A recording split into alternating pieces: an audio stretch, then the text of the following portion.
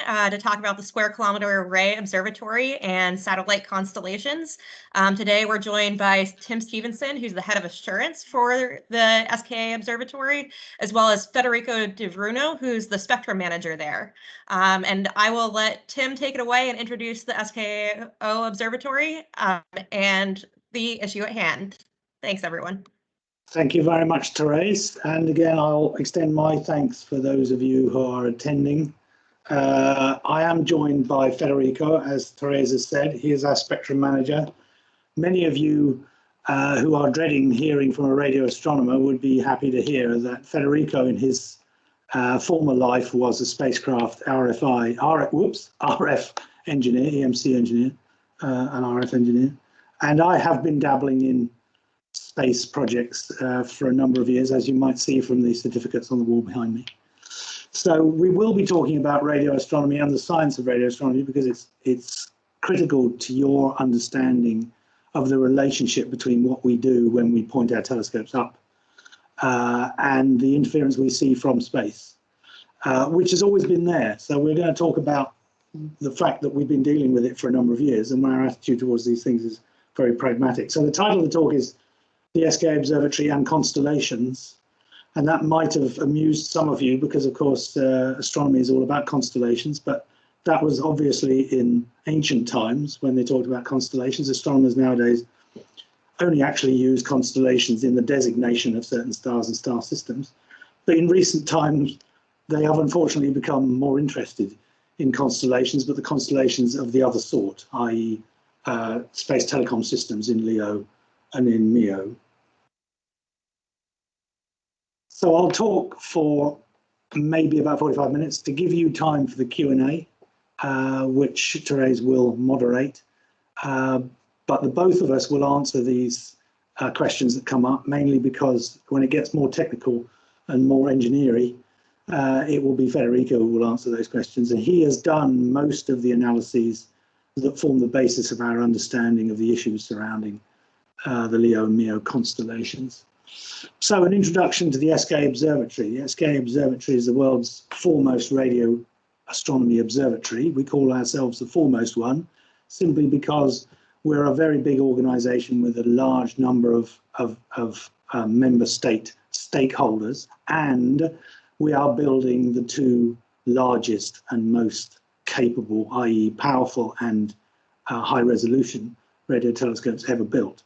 And we're going to do that over the next 7 or 8 years.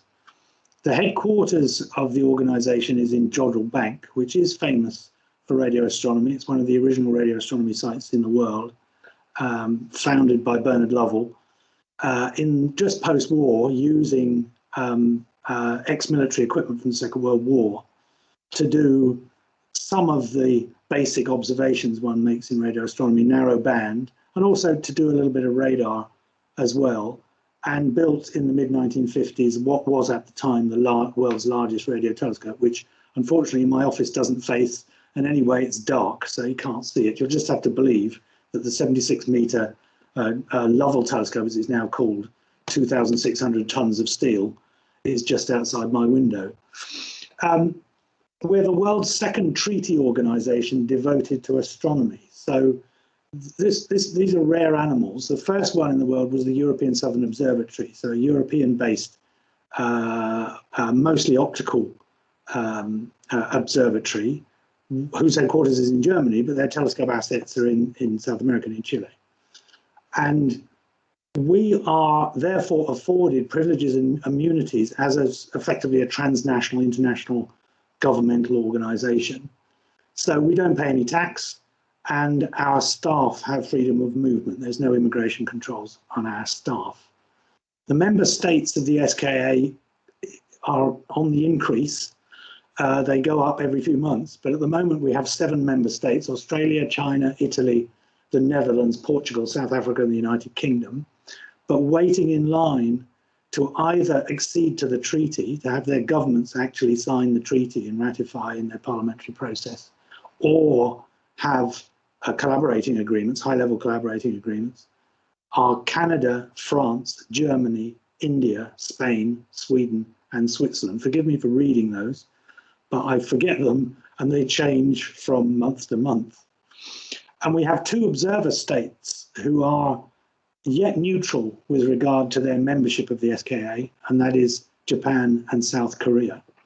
So all of these countries are intensely interested in not just the radio astronomy you can do with the instruments that we're building, but the technological, not spin-offs, because I think all of you on this call will know that isn't a very valuable term, but the fact that they and their technologists are being immersed in this sea of technological innovation, and that's huge benefit to them.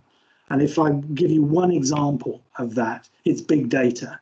You're all familiar with big data, but the numbers associated with the SKA are very big data.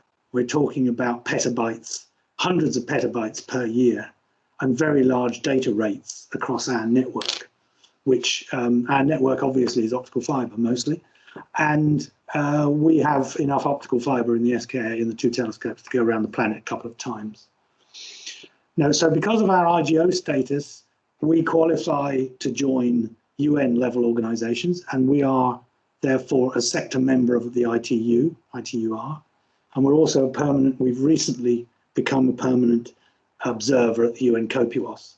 So we have clout, and we are using our clout in getting our interests addressed. And we not only represent the interests of the SKA, meaning over the frequency ranges and in the parts of the world where the SKA is operating, but we are representing the radio astronomy community worldwide in the way that we act in these bodies. So the SKA as a scientific instrument, or a couple of scientific instruments, are made up of 2 telescopes, one in South Africa and one in Australia. The one in Australia is the SKA1 low, SKA1 being the first phase of the SKA, low frequency regime, 50 to 350 megahertz. And in South Africa, the SKA1 mid telescope, which is whose coverage is 350 to 15,000 megahertz. So these are broadband, and it's very important for those of you, and I know many of you are familiar with the radio regulations and radio frequency allocations. Radio astronomy, modern radio astronomy, as has been the case for 30 or 40 years, radio astronomy is not quite 100 years old yet, so it's a young science, but in that time there's been a very rapid evolution, and we've gone from observing only in narrow bands, which is what the ITU caters for, to going broadband. So I'll show you later on where the range of frequencies over which our sensitivity is distributed. So the 2 telescopes are interferometers. They're made up of discrete antennas, which are then synthesized into apertures and beams. And in the low case, the Australian case, these are long periodic antennas pointing straight up, and they're electronically synthesized into beams. They're grouped in stations, and they're 38 meters in diameter, and there's 512 of these stations. Each of the stations has 256 of these long periodic antennas. They make a decent Christmas tree. They're about 2 meters high and spaced at random with a minimum spacing of about 1.5 meters, but in these 38 meter diameter stations.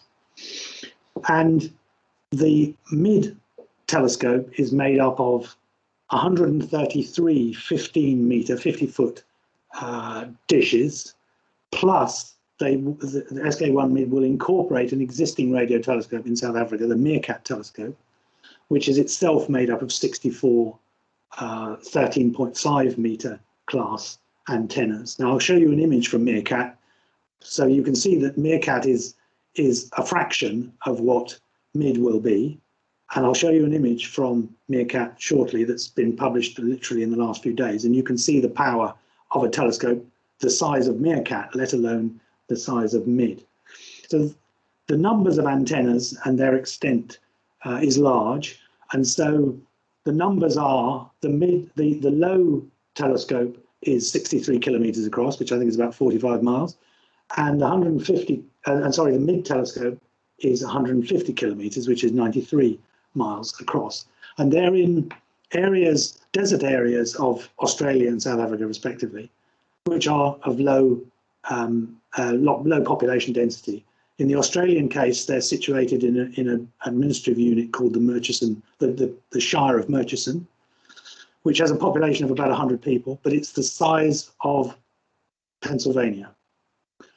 So it has very low human activity in it, and that's the reason, because we get low terrestrial RFI, and it can be protected by law.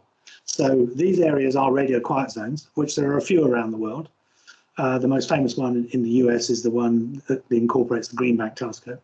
We have radio quiet zones established by law in both the Murchison Desert in Australia and the Karoo area of South Africa.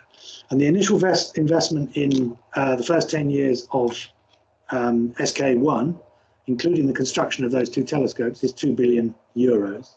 And we think we'll get the construction done and will be fully fledged and operating at the full capability of those telescopes in 2028. So the science with the SKA, my astronomer colleagues will be horrified by the fact that I will now try to represent the science case for the SKA in 2 slides.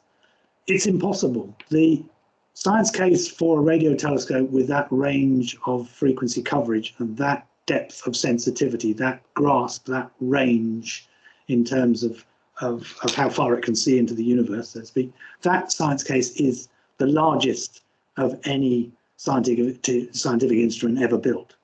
It's absolutely colossal.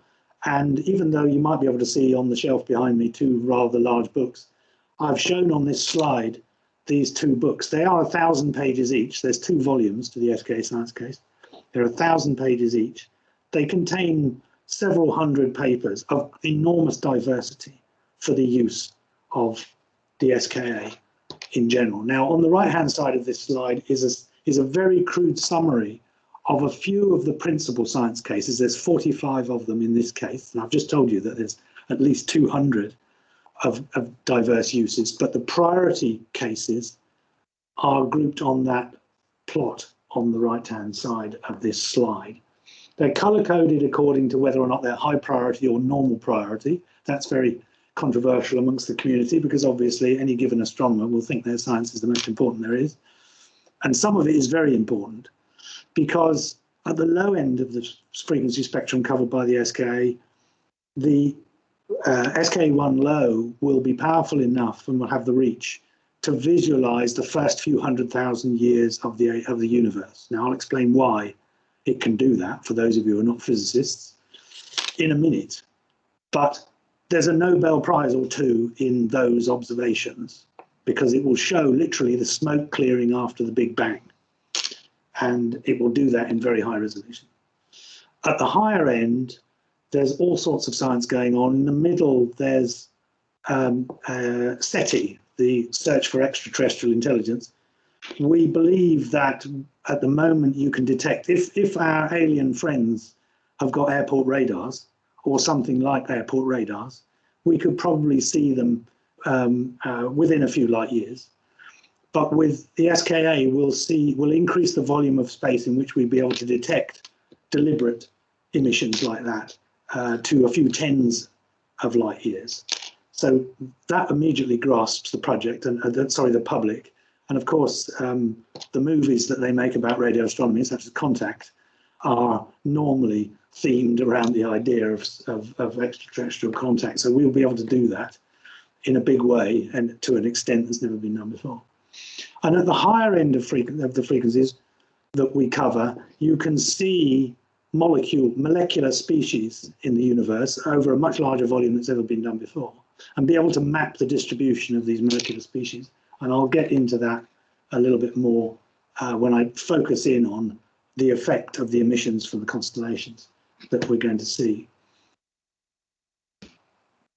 So this is the image that I was promised. Now, I hope that you find this spectacular, but let's start with the counterpart that most people will be used to seeing. This is a cluster of galaxies. Everybody, I think, should know that a galaxy is several billion stars, and this is a cluster of quite a few galaxies. And the white parts of this image, I hope everybody's watching it in color, as they used to say in the 1970s, this the optical counterpart, what you would see with an optical telescope, is represented here in white. So it's basically a monochrome image for the optical component, coded in white. The radio component is coded in orange. I don't know quite why they chose orange, but it's coded in orange. So imagine just looking at the white parts, and you can see some structure, some very intriguing structure in there, which we could spend hours talking about. But there's one major filament in there that you can see joining major optical components in this cluster of galaxies. Didn't give you the scale. The scale across this image is 1 million light years. So this is an unimaginably large structure.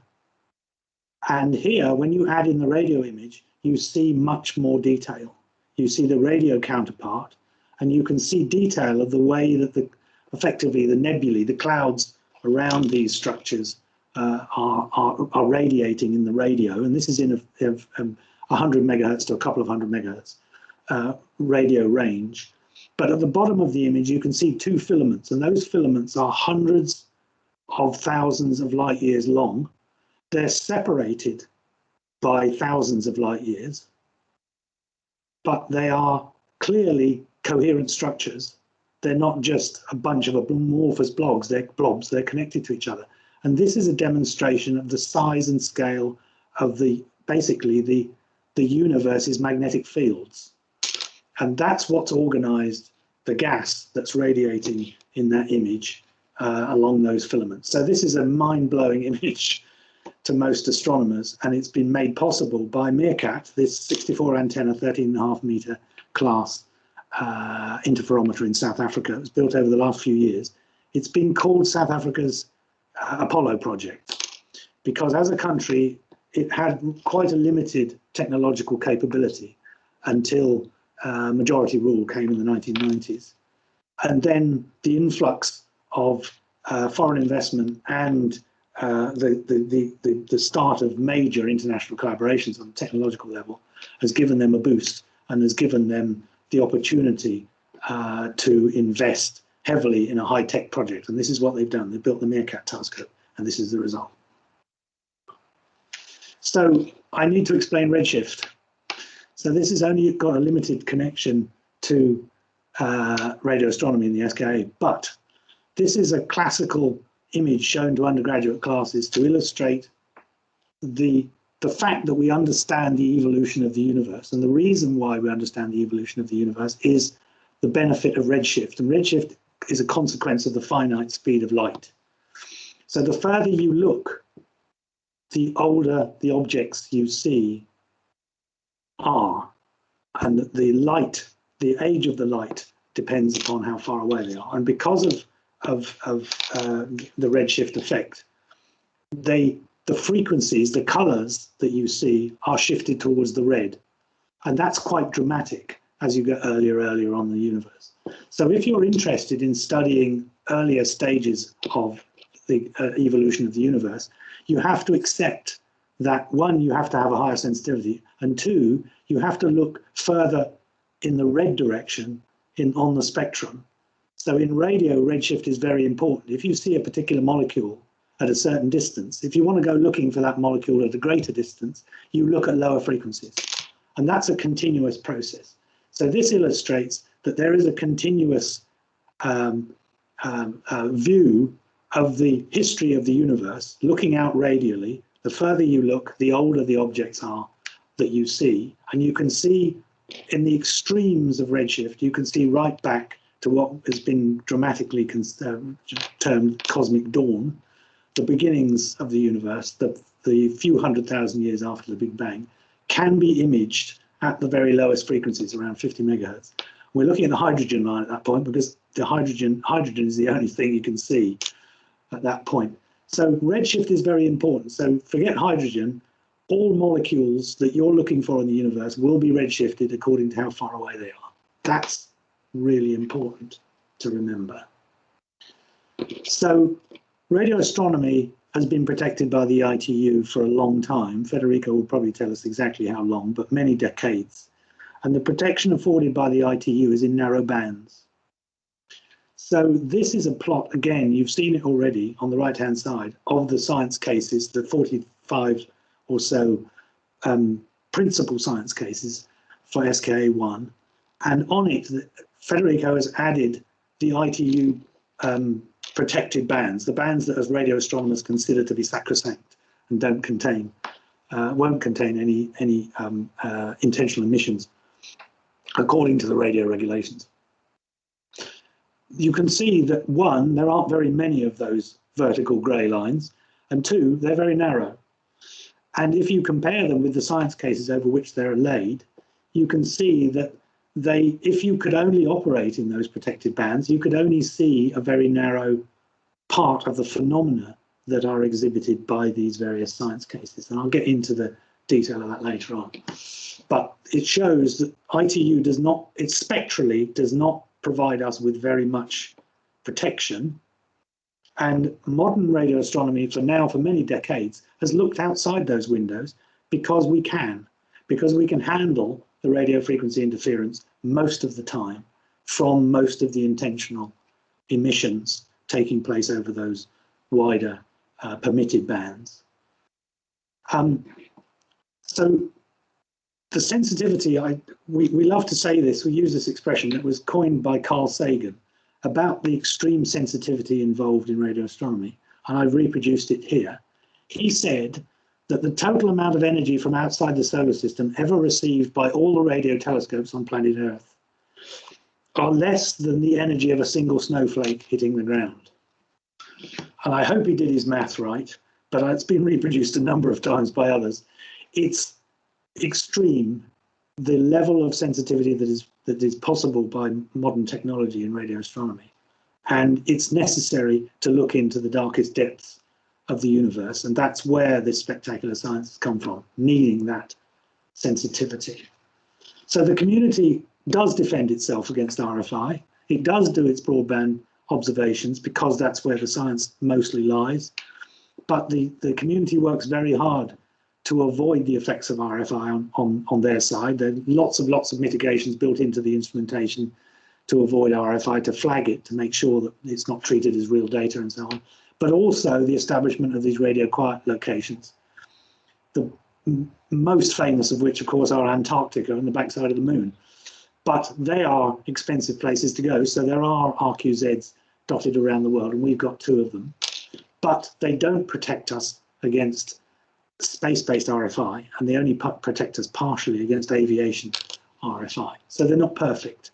And so therefore we remain vigilant about mechanisms whereby we can protect ourselves from space-based RFI as it stands now. But we have become anxious and concerned about whether or not we'll have the capability to guard against increasing levels of space-based RFI without some assistance, in particular from industry. This is the reason why the radio astronomy community is defensive, of course, and it's proactive about defending not only its protected bands, but also possibilities of escalations in RFI. Radio astronomy organizations do have a high status in the ITU as sector members, and also in UN COPUOS, as indeed we are as well. And we are active in representation in both of those bodies. So what's the effect then, in detail, of downlinks? So a number of frequency bands are allocated to downlinks. We're only going to talk about one today, which is the 10.95 to 12.75 gigahertz band, the KU band. And this is the downlink band that's used by the 2 constellations that are currently in deployment. And obviously there are other downlink bands, and they will be used by other constellation systems, V-band being an example. And similar arguments as we're going to put forward today will apply to those. But we'll focus on that for today, and what we'll show is relevant to these 2 constellations and this particular downlink band. So the first problem that actually occurs and has occurred is the problem of so-called problems of adjacency. I've said that whilst the protected bands, the passive bands are they're limited in terms of what science you can do in them. We still maintain them vociferously. And the problem is that this particular KU band is adjacent, is not far off a protected band, a passive band at 10.68 to 10.7 gigahertz. And it's known that because of the power of the emissions in the allocated band, that there is spillover into this band. So the voluntary deal that has been done is to avoid the use of channel 1 in the allocated band, to avoid the problem of spillover. But that's like that's like industry and the operators paying a 12.5% tax because they can't use one of their channels. We don't like that very much, but we do like our allocated or our passive band, and we will defend it. So there's a balance to be struck there about that, whilst understanding each other's problems. And that's a continuing story. The second aspect, which is the direct effects of the emissions in the allocated band on the fact that previously we could do science in that band because there wasn't much going on. The second aspect is important today because there used to be not much going on in that band, and now there's a lot going on in that band. And so the direct effect of a large population of emitters in that band, 11 to 13 gigahertz, is beginning to create a region which is newly inaccessible to radio astronomy. And we'll get into the sort of at least semi-quantitative picture of what I mean in a moment. So this is a magnified part of that plot that I showed you of the 45 science cases of SKA. This is the science cases that are affected by the use of the allocated band, the KU band. So we call it, we've got a receiver dedicated in our 197 antennas in South Africa called band 5B. Its coverage is 8.3 gigahertz to 14 gigahertz. I always forget that number, I had to look it up. So that's represented at the top by the blue bar.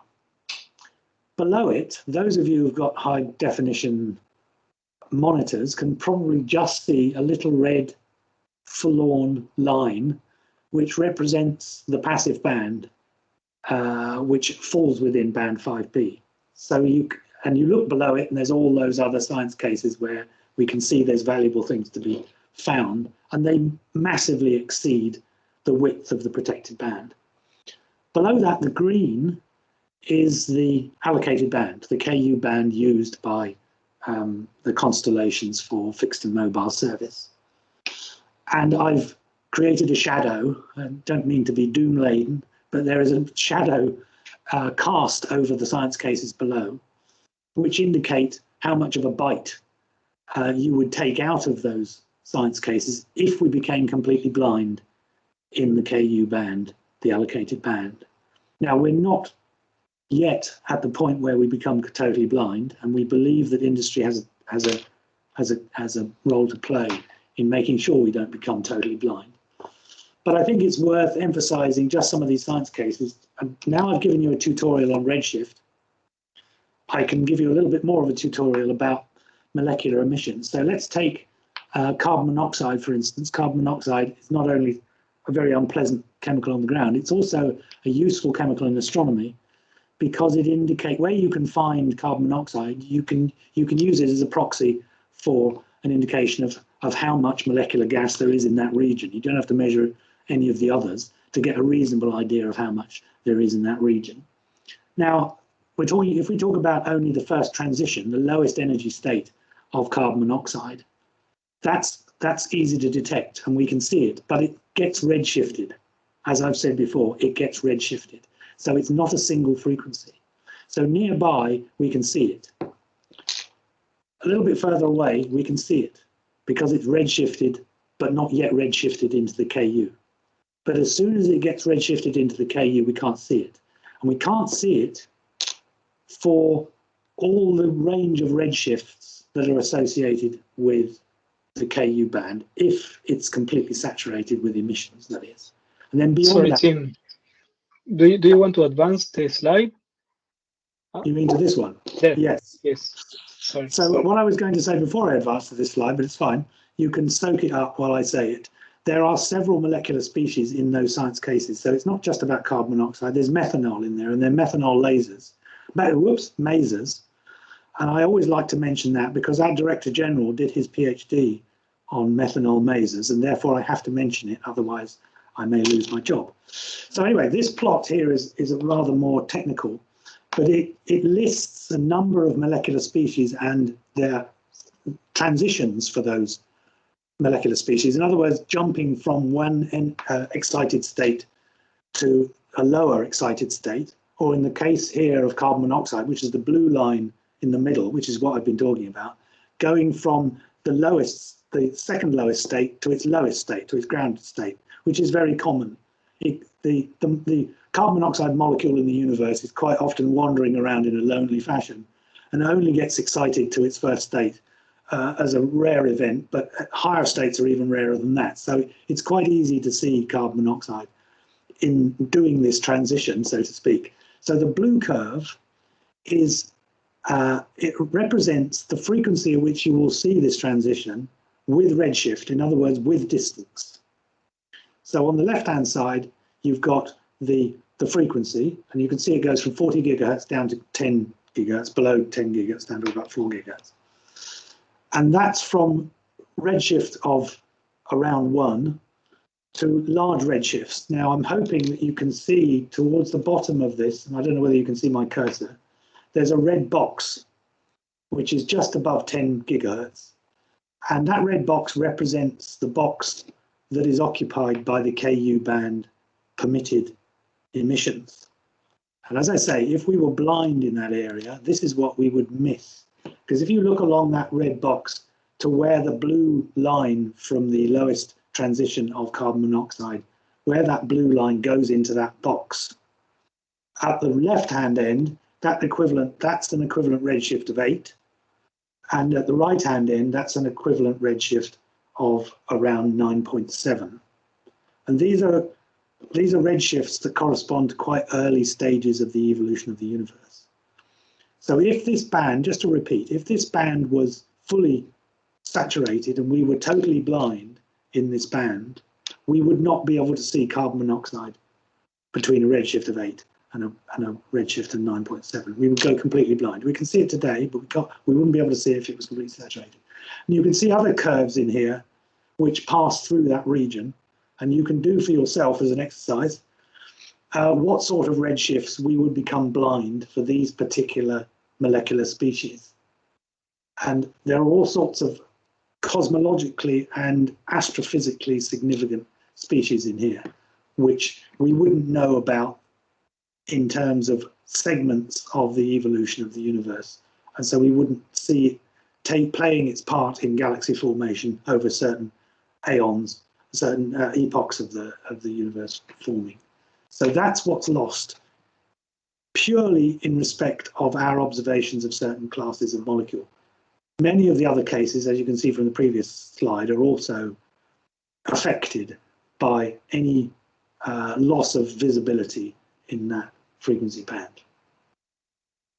So to summarize the protections, we have dedicated protective bands, but it is not an exaggeration, it is an exaggeration actually, to say that it's not enough to do SKA science. SKA science requires broadband observations and allows us, for instance, in the molecular case, to track the emissions from molecular species over a wide range of redshifts and therefore a wide range of frequencies.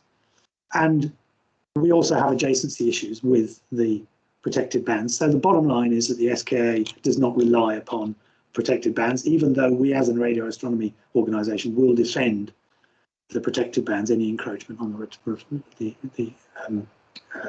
protected bands.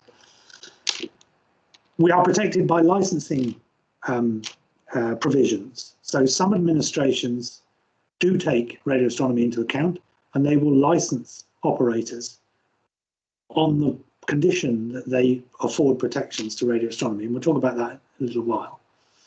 And we also have as a protection radio quiet zones. So these are nationally mandated and nationally protected regions, which are large enough that if you exclude radio frequency interference from them, they protect the radio astronomy that's taking place within those zones. And many of them have multiple telescopes within them because they're so valuable to radio astronomy.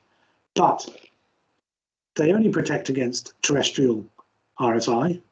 So it's a two-dimensional problem. You're only protecting things on the surface of the Earth, outside from things that are outside the radio quiet zone, but not above. So aviation and space are not mitigated by radio quiet zones.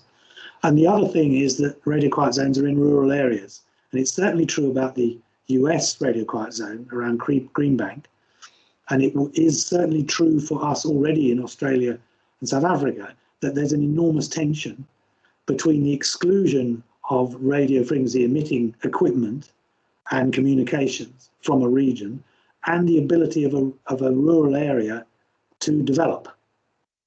And in particular, broadband connectivity is key to rural development worldwide, and we are effectively eliminating at least terrestrial links for broadband connectivity. So I think some ears have pricked up probably when I've said this. So there's this tension, and we're aware of this tension between the establishment of a radio quiet zone and the fact that it inhibits rural development in respect of certain things.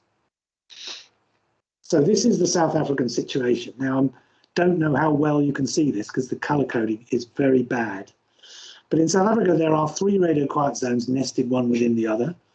Each zone has a frequency range, and the lower the frequency, the bigger the zone. So the first zone is 100 megahertz to 2.17 gigahertz, and it's 300 kilometers across, I think. It's a funny shape because they've tried to tailor it to the local population distribution and fixed installations that are producing RFI and they can't move them.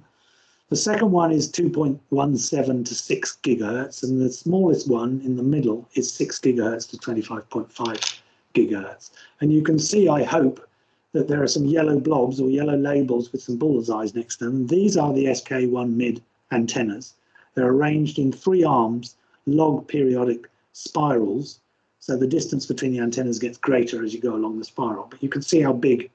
It's 150 kilometers, 93 miles across. And what is also on this plot, this is a Google Earth image, but it has an overlay of the population density encoded in white.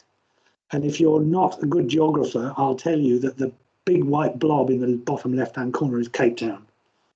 So it's obviously a high population density area, but you can see the towns around in Cape Town in the Western Cape reasonably well in there, and you can see them along the south coast towards the east quite well. But you can see in the radio quiet zone there are actually very few dots. The biggest town, in fact, in the radio quiet zone is called Carnarvon, and it has a population of about 8,000 people. But all the other settlements are a few thousand or a few hundred, or even actually only a few dozen people. So for those of you who are constellation operators, there aren't many customers in this area. So that's the terrestrial situation. So what does it actually mean when you're operating a telescope and you have emitters in the KU band?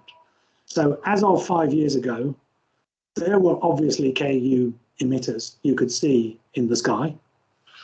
This plot produced by Federico is in the dark black streaks are effectively, they are geostationary. I mean, this is a 2,000 second integration of KU band emitters in the southern sky. Sorry, yes, that's right. And the grey dotted lines are the motions of celestial objects, just a sort of general plot of how they would move. So what they're doing is they're moving around the south celestial pole. That's the reason why they move around. So if you were observing something at relatively low, at a high angle from the solar, from the southern zenith, you would pass through your telescope while tracking it would pass through some of the tracks of these geostationary objects that are emitting in KU, but it's only transitory. you would pass by and then you would be undisturbed after a while as you passed around these loci. So if you were, for instance, passing along this one, you'd go through 3 or 4 of these and you would encounter 3 or 4 of these emitters in a 24-hour period. So the condition 5 years ago, relatively benign. The radio astronomers got used to it. They know not where to point. They know where these emitters are, and they can make long integration time observations without being disturbed by these things. However, and that plot is reproduced for comparison up in the top right-hand corner. Bottom left and bottom right are the same things. These are 2,000-second integrations, but of the trajectories, of the tracks rather, of the 2 constellations that are currently in deployment. Left-hand side is OneWeb Phase 1, which is 720 spacecraft. And on the right-hand side is Starlink Phase 1 with 4,400 spacecraft. So the old strategy of pointing at a bit of sky where you know there won't be a KU emitter for a long time is now almost impossible. So you can see that the sky is crisscrossed by these things on a regular basis. So and we can't track antennas for very, very fast. So we're going to be staring at one part of the sky and it'll be crisscrossed by these emitters fairly regularly. And the larger the number, the more frequently. And so the numbers get very large indeed. So you see very large numbers. Now, I must remind everybody on this call that a radio telescope does not have a narrowly defined, fully collimated field of view like an optical telescope. A Ku band emitter, which is way away from the bore side of a radio telescope, will still contribute to the power seen by that radio telescope. And even though we're an interferometer and we can discriminate against things coming from way off axis, it still contributes to the noise floor. So every one of these spacecraft above a certain elevation will contribute power into our radio telescopes. So the more there are, even though we can't avoid them, but if we could avoid them, the more there are, the more this artificial noise floor rises because of the sheer number. So that looks like a hairy problem. And indeed it is. And that's why we think we should be using all means of defense against it, including collaboration with industry, because we're not going to take a position where we're going to throw up our arms and say this should never happen. What we are attempting to do is to enter into relationships with industry. This talk today is part of that, to show you what the problem is, get you thinking about helping us out with the mitigations. But there's one more thing that I will mention here, and I did say I would mention, which is licensing. So we have at least 7 member states at the moment. They all have telecoms administrations. They all have stakes in the SKA. So fairly automatically, they might be interested in placing licensing requirements on operators of constellations. And that process has started. Even though Germany hasn't joined the SKA yet, the German administration has placed licensing conditions. And they are that 2 installations in Germany, Wetzel, which is a geodetic observatory, and Effelsberg, the Europe's largest movable radio telescope, 100-meter telescope at Effelsberg, they're both protected by 25-kilometer stay-out zones. The licensing conditions actually are not extremely well defined, and we think that for a variety of reasons they're not fully satisfactory and will not guard against the worst excesses in radio astronomy. But the wording, which I have translated from German and may be slightly wrong, are that there should be no downlink spot beams in this region, namely the 25-kilometer stay-out zone. That's not the whole story, that there aren't just spot beams in that area. So anyway, that regulatory process has started, and it will go to other member states. Other member states will think about doing something like this. So the administrations are aware, but they're balancing, obviously, against their other considerations. And for instance, in South Africa, they'll have to balance any restrictions on space-based internet connectivity against their needs for rural development. That's the reason why I brought the point up. So it's not a one battle by any means, but at least that lever is there to at least attempt some mitigation through the licensing route. But even this as proposed by the Germans, is not enough for the SKA because of its sensitivity and its physical size. So we don't rely on the ITU coming up with some new rules. We don't rely on the administrations coming up with regulations to make you do what you must do. We want to work with you. So we have this is the summary, and I'm on the last slide, and we've got 13 minutes, so there's time for Q&A. The SKAO has a problem with the LEO and MEO constellations, which have a significant impact on our science cases, and I've talked about that, and you can ask more questions about that. And currently deployed systems using KU, we've analysed them, or Federico has analysed them, and he has gone to the international meetings and he's presented his results and joined with others in considering how much we can improve on those analyses. And indeed, we can, with industry, do some ground measurements, which I think are absolutely critical to going forward.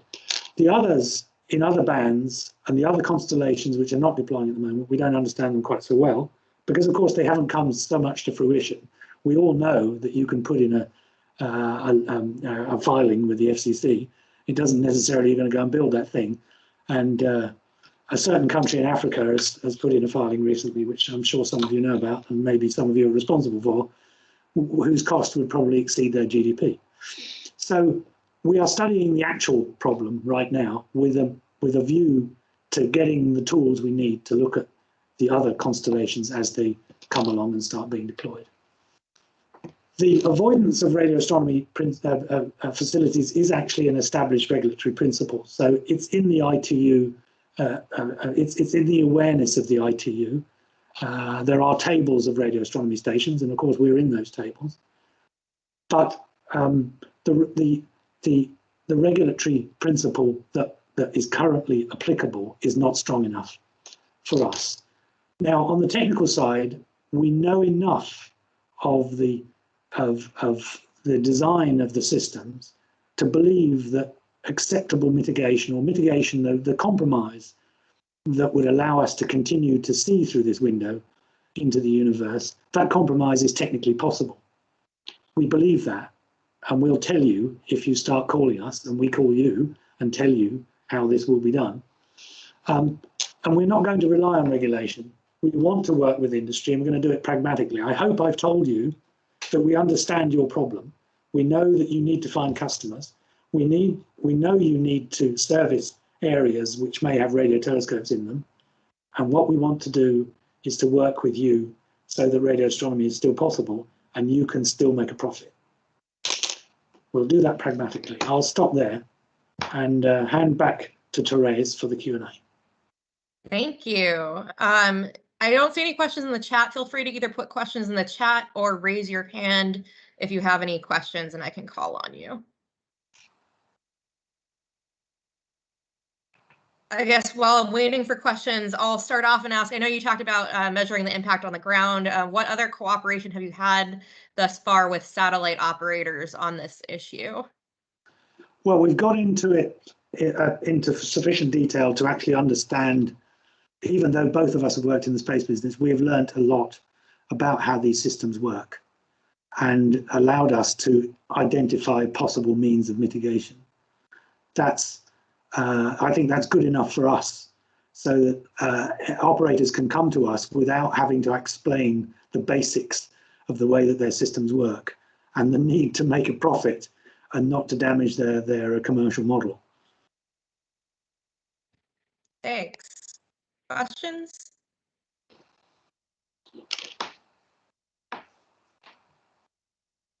I know when we had spoken before, you talked a little bit about the South African government's interest, particularly regionally, on connecting remote areas via broadband. And I'll call on Patricia in a second, and how they could help industry reach those areas. Can you talk a little bit more about that? Yeah, we're very well plugged in with the South African government. It's quite an interesting legacy of the accession majority rule, because the Meerkat, as a precursor to the SKA, the principal person behind it was actually a more or less an advisor to Mandela's first cabinet. So radio astronomy has an extremely high political profile in South Africa. And that means that we have access to a number of government departments and can deal with them, and they understand us. And we communicate with them in such a way that they can lay out the issues that compete with the establishment policing and maintaining of the RQZ. And these rural development issues are very high on their agenda, but they're doing other things at the same time. What they want to do, for instance, is increase the amount of PV, of photovoltaic generation in this particular area. That requires network connectivity and obviously power net connectivity. That benefits us.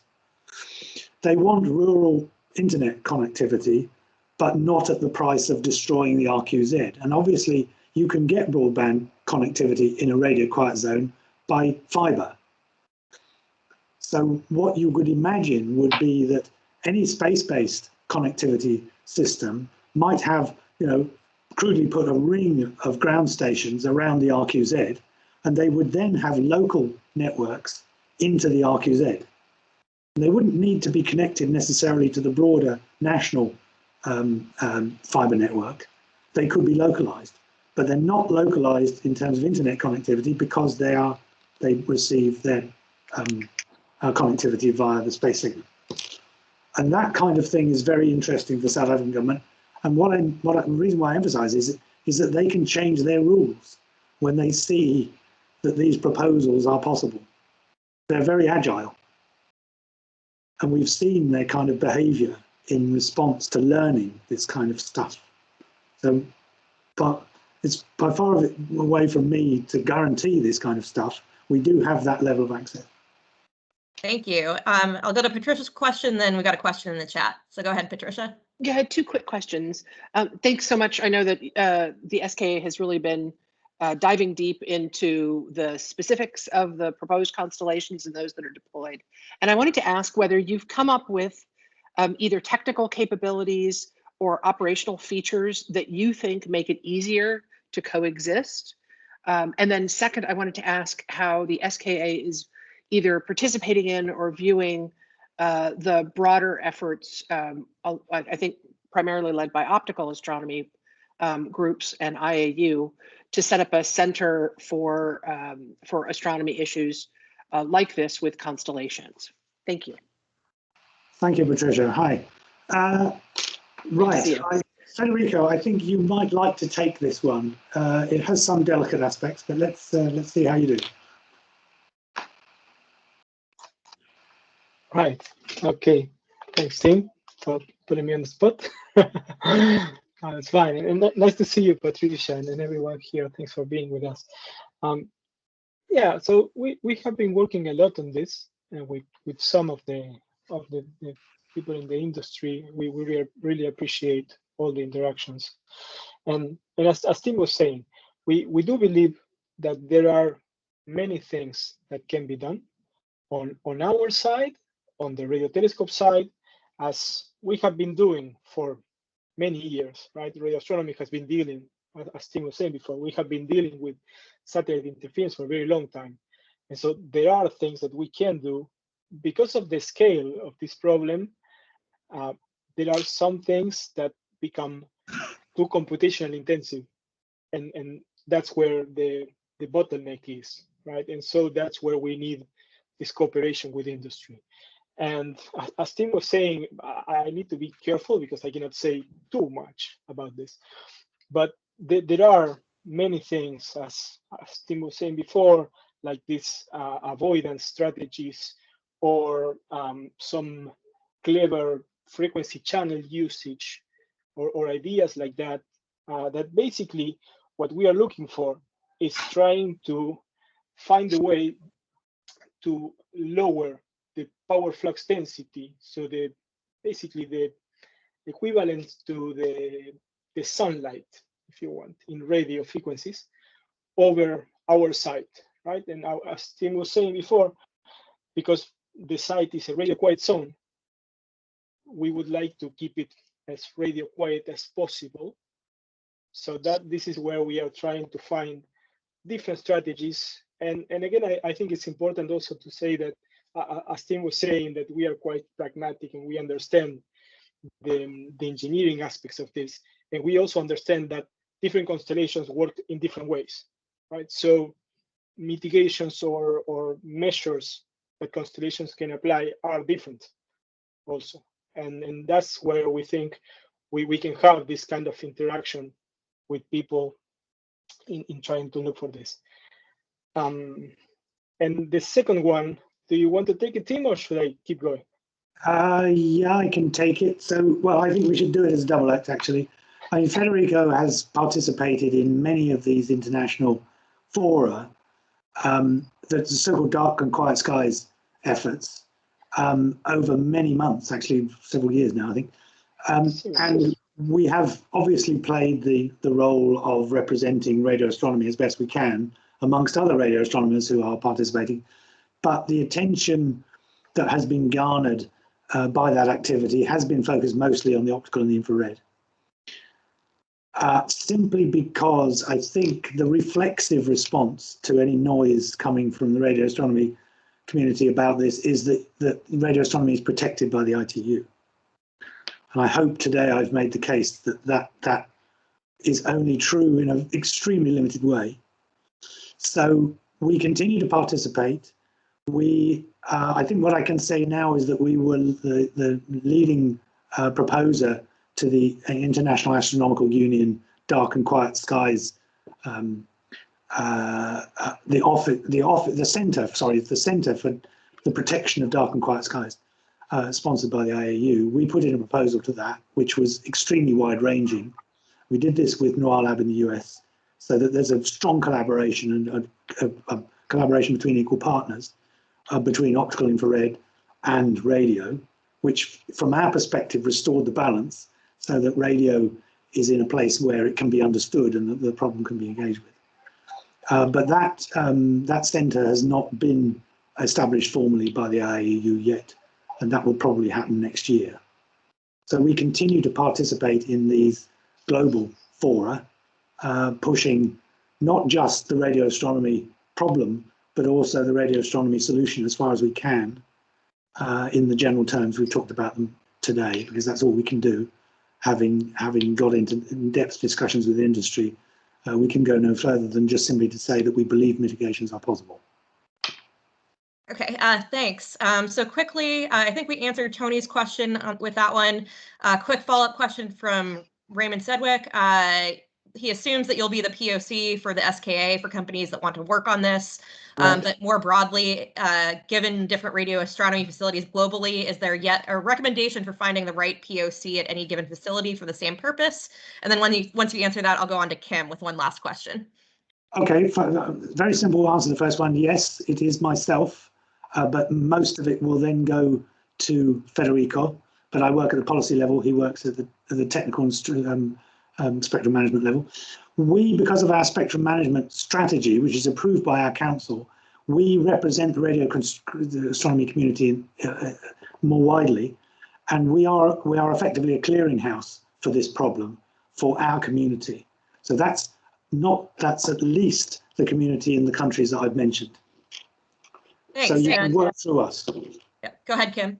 Okay, thank you. Hi, Tim and Federico. I'm Kim Baum, and I work for OneWeb. I think we've had some discussions with you in the past, but we would certainly welcome the opportunity to meet with you, directly and discuss possible solutions, taking into account the specifics of the OneWeb constellation and operations. And it was a very interesting presentation. Thank you. Super. Look forward to it.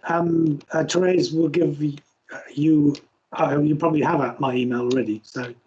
Yep, I'll distribute your email, your contact information, and then if you're willing to distribute the presentation, I'll send that around as well to everyone who registered. Can do that. Okay, and with that, I think we are out of time. So thank you all for joining us. Thank you to Tim and Federico. And I will follow up with the link to the both the video of the presentation and the presentation itself and contact info. So thanks a lot, everyone. Thank you. Bye-bye. Thank you very much. Bye-bye.